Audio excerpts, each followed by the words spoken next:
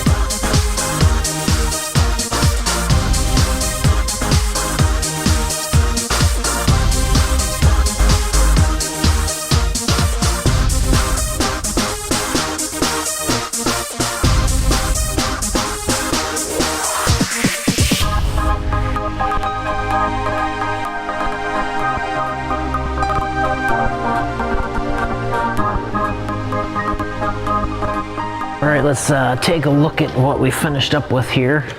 As you can see, it took quite a bit of work to kind of work back and forth on all these dings and all these little divots, little spots. There's a couple, if you look really close, I mean, this is getting into the detail with our light and everything. Some of these that were right on this edge, look at that right there, you can see a tiny little nick.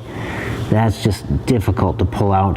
Probably could spend another hour on just that little one and maybe get it, but it's pretty tough. There was another little tiny one, a couple other ones a little bit closer forward here. You can see kind of the edge. Somebody obviously pried against the edge, so it's just pretty difficult to get. But obviously we back off here, even looking down the angle of it here, definitely turned out really good. You know, basically it just looks a little bit more like some orange peel, obviously in our lights, but we'll take a look at it outside. I'll pull it out here in a second, and we'll take a look at it outdoors. You'll notice you're not going to see anything in there. Definitely, obviously, these lights that we use just show a ton of detail. So definitely looked really good. Like I had mentioned earlier, we also fixed the box side on this one in a different video back in here. So take a look for that video. It's up in the corner there. You might see a little icon. Go watch that video. You'll see how we were able to remove the dent in this quarter panel by taking out the tail light and the bed cap there. All right, thanks for checking out the video here today. If you would like to see more paintless dent repair videos, go check out the channel. We've got quite a few other videos on paintless dent repair with glue pulling or pushing out the dents, any of that type of stuff you'd like to see. If there's anything you don't see and you've got a question about the process that we use to push out dents without repainting, without fillers, without Bondo, any of that type of stuff, leave it in the comments below. We'll try and work on some of those new videos, and then go ahead and subscribe to the channel so you get updates about any new videos that we've got coming out. All right, thanks for watching, and we'll catch you on the next video.